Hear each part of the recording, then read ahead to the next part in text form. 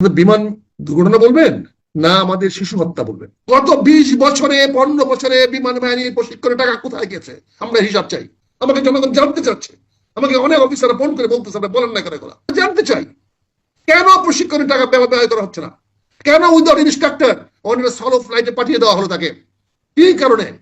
এই ছেলেটার জীবন বড় কথা না, বড় কথা হচ্ছে এই যে 200 ছেলে যে আজকে মৃত্যু যন্ত্রণায় কাতরাচ্ছে তার জবাব কে দিবে? কে দিবে তার জবাব? আমরা জবাব চাই, বিমান বাহিনী প্রধানের জবাব চাই, অনতিবিলম্বে তার ফাঁসি চাই। এই 200 ছেলে মেয়ের কাতরানোর এই কষ্ট আপনাদের গায়ে পৌঁছে না, আপনাদের কানে যায় না? এই 200 অনাথ ছেলে মেয়ে, শিশু ছেলে মেয়েরা আজ কাতরাচ্ছে হাসপাতালে, তাদের 70% 80% শরীর তারা পড়ে গেছে, তাদের কষ্ট আপনাদের কানে যায় না? তাদের দুঃখ আপনাদের লাগে না? আপনারা এখনো বসে আছেন হেলিকপ্টার দিয়ে তার বাচ্চাকে তার বউকে নিয়ে আসেন, তার সাইড থেকে নিয়ে আসছেন, কি মজার রিক্রেশন টিপ নিয়ে আসছেন, তার মা বাবাকে নিয়ে আসবেন। আর এই ছেলেদের বাবা বাবাকে কি করেছেন? পাইলটের বাবা মাকে নিয়ে আসবেন আর সাইড থেকে বাংলাদেশে প্লেন দিয়া। আর আপনি এই 200 ছেলে মেয়েদের খোঁজ দেন নাই কেন? আপনি চিকিৎসা ব্যবস্থা করেন নাই কেন? হেলিকপ্টার দিয়ে তাদেরকে কেন হাসপাতাল নিয়ে যান নাই? কি কারণে নিয়ে যান নাই? আজকে আমাদের কেন উষ্মা প্রকাশ করতে হচ্ছে? এটাকে আপনি কিভাবে জাস্টিফাই করবেন? বিমান দুর্ঘটনাটা অস্বাভাবিক কিছু না, হতেই পারে, কিন্তু শিশু হত্যা হবে না। সেই বিমানটি কেন, কি কারণে বিমান বাহিনীর প্রশিক্ষণ বিমান এরকম স্কুল বিল্ডিং এ গিয়ে পড়বে? তার মানে তার যে সারাউন্ডিং সেফটি মেজারমেন্ট যেটা নেওয়ার কথা সেটা কি নেওয়া হয়েছে? এটা তো আমরা জানি এটা প্রশিক্ষণ বিমান, এটা যে কোনো সময় দুর্ঘটনা হতে পারে। এবং আরো দেখতে পারলাম যে পাইলটের আজকে প্রথম একক প্লেন চালানো। এই ছেলেটাকে, এই অফিসারটাকে যখন প্রশিক্ষণে পাঠানো হলো, এটা ফ্লাইট লেফটেন্যান্ট, এবং যার কেরিয়ার আমরা দেখতেছি ভালো, সেটা ক্যাডেট কলেজের ছেলে, চৌখস ছেলে, ধরে নিচ্ছি আমরা সে একজন ভালো পাইলট এবং সে তার প্রাথমিক প্রশিক্ষণগুলো ভালো করেছে। এবং তাকে যখন একা চালাতে দেওয়া হচ্ছে তখন নিশ্চয়ই তার প্লেনটা ভালো করে চেক করা হয়েছে, দেখাশোনা করা হয়েছে অনেক করে, তারপরে তাকে সেখানে তাকে বসিয়েছে।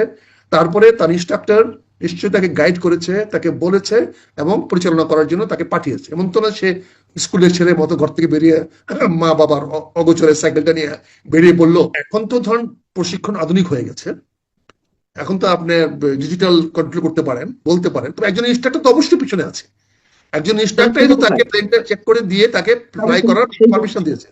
না সে বিমান থাকবে কেন? সে নিচে গ্রাউন্ড থেকে সে ইনস্ট্রাকশন দিচ্ছে, গ্রাউন্ড থেকে সে বলছে, সে এখন স্টিমুলেশন করতে পারেন। আপনি ইন্টারনেটে দেখতে পারেন তার সবকিছু অ্যাক্টিভিটিস, বিকজ এটা তো এখন সিমুলেশন করা যায়। এখন তো আপনার প্লেনের ছবিগুলো দেখা যাচ্ছে, আপনি তো ডিজিটাল যুগ, এখন তো ওই যুগ না।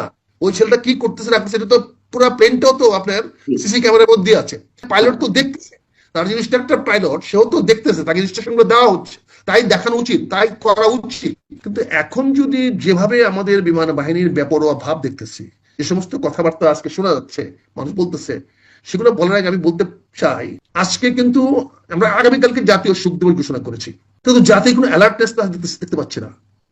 কয়েকশো ছেলে মেয়ে আজকে মিসিং, তারা কে কোন হাসপাতালে আছে জানতে পারছে না, হয়েছে হাল্লাগুলা চলতেছে। তারপরে দেখা গেল যে আর্মি কেন প্রম্পট অ্যাকশন নিয়েছে, কেন তাড়াতাড়ি গিয়েছে, মিডিয়া কেন তাড়াতাড়ি কভার করেছে, এইটা নিয়ে অনেক অনেক কথা বলছেন। এখানে সেনাবাহিনীকেও দোষারোপ করার একটা প্রচেষ্টা নেওয়া হচ্ছে, অর্থাৎ সেনাবাহিনী কেন এত তাড়াতাড়ি চলে গেল, কারণ সেনাবাহিনীর কাছে ঘটনাটা ঘটেছে, দূরেও না।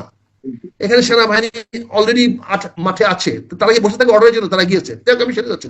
কিন্তু আমার প্রশ্ন আপনাদের মিডিয়াদের কাছে, যে মিডিয়াটা কিভাবে কন্ট্রোল দেখেন? এখানে শিশু হত্যা হয়েছে, বাচ্চা দেখে মারা হয়েছে, এটা বলছেন না। বিমান দুর্ঘটনায় 20 জন ছাত্র মারা গেছে, এটা কিন্তু নিউজ হেডলাইন না। হেডলাইন একজন ফ্লাইট লেফটেন্যান্ট মারা গেছেন, তার নিউজ হেডলাইন, তার কান্নার ছবি, তার পরিবারের কান্নার ছবি দিচ্ছেন। আমি দেখলাম, আমি তো এই ঘন্টাখানে টেলিভিশনে স্ক্রল গুলো দেখলাম ভাইয়া, আপনি সেখানে দেখেন। আপনার আমার কথা হচ্ছে ঠিক আছে, দুটি আমার ইম্পর্টেন্স, আমার পাইলট ছেলে মারা গেছে, এটা প্রফেশনাল, মারা যেতে পারে, it's not very important things. দুর্ঘটনায় মারা গেছে এটা নিয়ে মায়া কান্না করা কিছু না, এটা নিয়ে টেলিভিশন নিউজ করা কিছু নাই। দুর্ঘটনায় মৃত্যুটা, মারা গেছে উনি, এই ছিল কান্নাকাটি করা, স্টুপিডিটি অফ দ্য মিডিয়া।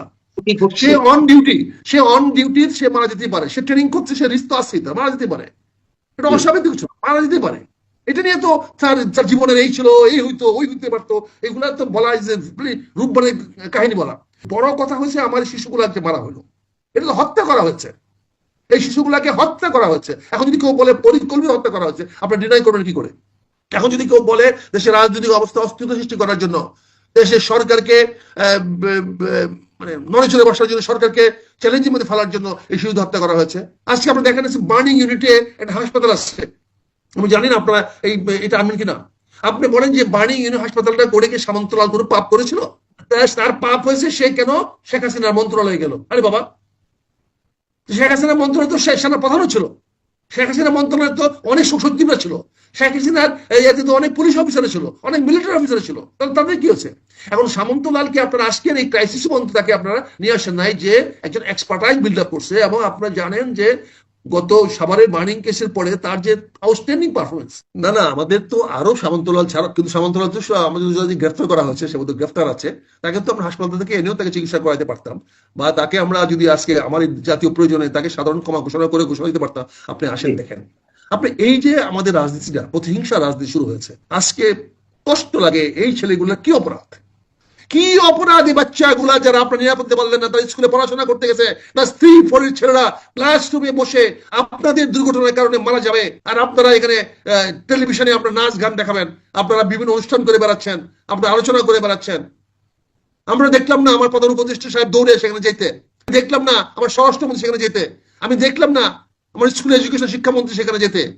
তাহলে ওরা কিসের জন্য এখানে আছেন? কেন এখানে আছেন? কি করতে তারা আছেন? আমার 20 জন শিশু এইভাবে নিরপরাধ শিশু মারা যাবে, তার দায় দায়িত্ব কেউ নেবে না, তার দায় কাউকে করবেন না। আর পাইলটের কথা বলবেন, বিমান দুর্ঘটনা হয়েছে, ইট ইজ আমরা নিউজ হেডলাইন, প্রশিক্ষণ করাচ্ছেন কেন? কি কারণে? এইটুকু সেন্স বিমান বাহিনী প্রধানদের নাই? এই ধরনের প্রশিক্ষণ দেওয়ার মতো অবস্থা কি আমাদের দেশের এয়ারফোর্স অফিসারদের মাথায় নাই? আপনি ঢাকা এয়ারপোর্টের পাশে আপনার সচিবালয়, ঢাকা এয়ারপোর্টের পাশে আপনার প্রধান উপদেষ্টা অফিস, তিনটে সেনা প্রধান থাকেন ক্যান্টনমেন্টে, আমার কয়েক ডজন জেনারেল থাকে ক্যান্টনমেন্টে। আজকে এটা বলেন, এরকম একটা জায়গাতে আপনি কি করে এখানে বিমানের প্রশিক্ষণ দেন? এখানে কেন ঢাকা শহরে কেন একটা সোলো ফ্লাইট মতো এরকম ঝুঁকিপূর্ণ হবে? আমি তো দাবি করবো বিমান বাহিনী প্রধানকে ফাঁসিতে লটকানো উচিত। আমি দাবি করবো, বিং আর্মি অফিসার, আমি দাবি করবো এই 20টি হত্যার দায় বিমান বাহিনী প্রধানকে নিতে হবে। উনি কেন অ্যালাউ করলেন ঢাকা শহরের মধ্যে এরকম একটা সোলো ফ্লাইট চালানোর জন্য? কিন্তু আমি বিমান বাহিনী প্রধানকে দায়ী করতে চাই, উনি অ্যালাউ করলেন কেন একটা সোলো ফ্লাইট ঢাকা ক্যান্টনমেন্টের বিমান থেকে চালানোর মতো? উনি কি করে পারমিশন দিলেন? এই পারমিশন উনি দিয়েছেন। এবং অনেকে বলতেছে আজকে, যেটা আমি শুনতেছি সবার কানে কানে, সবাই মুখে মুখে বলতেছে, আমাদেরকে বলতেছে বলেন না কেন, আপনি কিছু বলেন না কেন?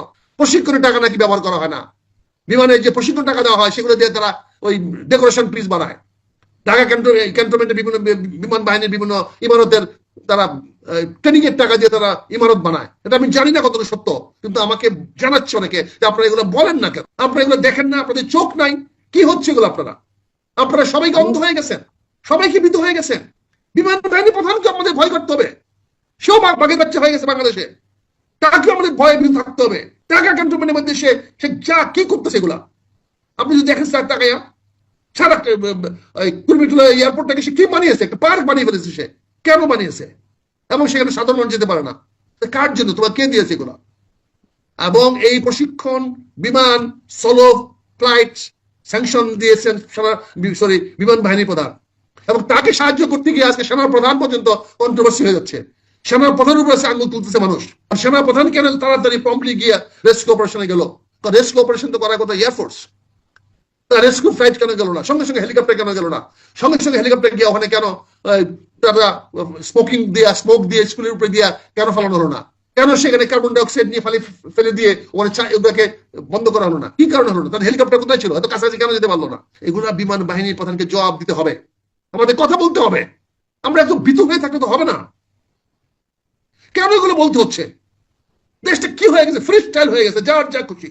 ডক্টর ইউনূস সাহেব, আপনি প্লিজ আল্লাহর ওয়াস্তে, ইট ওয়াজ ইউর ফরমোস্ট ডিউটি ছিল আপনার তাৎক্ষণিক ভাবে এই 20টা মৃত্যুদেহের পাশে আপনি যাওয়ার। যদি শারীরিক কাজ দিতে না পারেন, you are medically unfit sir. Sir, you are medically unfit. আপনি ব্যাটারির মতো ঘুমিয়ে যাচ্ছেন, ঘুমিয়ে ঘুমিয়ে রাষ্ট্র চালানো যাবে না। আই এম ভেরি সরি, আমি I to be harsh in my language. আমি এই 200 ছেলে মেয়ের কাতরানি সহ্য করতে পারতেছি না। এটা আমার সহ্যের সীমা বাইরে চলে যাচ্ছে। We cannot tolerate this. আমরা এগুলো সহ্য করতে পারবো না। আসলে আমরা মরি, আমাদের শিশুদেরকে, আমাদের সন্তানদেরকে হত্যা করার কোন অধিকার পান্নাসে আপনাদের নাই, আপনাদের কারো নাই। স্কুলে পড়তে যাবে শিশুরা, তার উপরে আপনি বিমান ফেলাইয়া দিবে তার উপরে নিয়ে, আর সেখানে শিশুরা মারা যাবে। 200-300 ছেলে মেয়ে আজকে সারা ঢাকা শহরে কাজ করছে। কোথায় আছে না আছে কেউ বলতে পারতেছেন না। কোন হাসপাতালে আছে বলতে পারতেছেন না। কোন হাসপাতালকে আপনি ইমার্জেন্সি ডিক্লেয়ার করেন নাই, কোন হাসপাতালকে রেস্কিউ স্টেশন বানান নাই, ডাক্তারদের ইমার্জেন্সি ডিক্লেয়ার করেন নাই। আপনার ডাক্তারদেরকে নিয়ে আসেন নাই কেন? আপনি উত্তরাতে সকল হাসপাতালগুলোকে ইমিউনিটি করতে পারতেন না? ক্যান্টনমেন্টে সিএমএ ছিল, এয়ারফোর্সের ছিল, পারতেন না?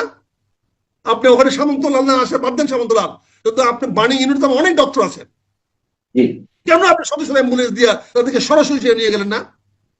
এই শিশুদের কান্না আপনাদের কানে যায় না? আপনি এত নির্দয়, আপনার ক্ষমতার জন্য এত লোভী হয়ে গেছেন, আপনার দেশটাকে বিক্রি করে দেওয়ার জন্য আপনারা সবকিছু হাত ঘাট দিতে লেগেছেন। আপনি লজ্জা করলেন আজকে আপনারা ওখানে বসে দোয়া করেন, হাত তুলে দোয়া করেন, আপনারা ছুটে গেলেন না কেন?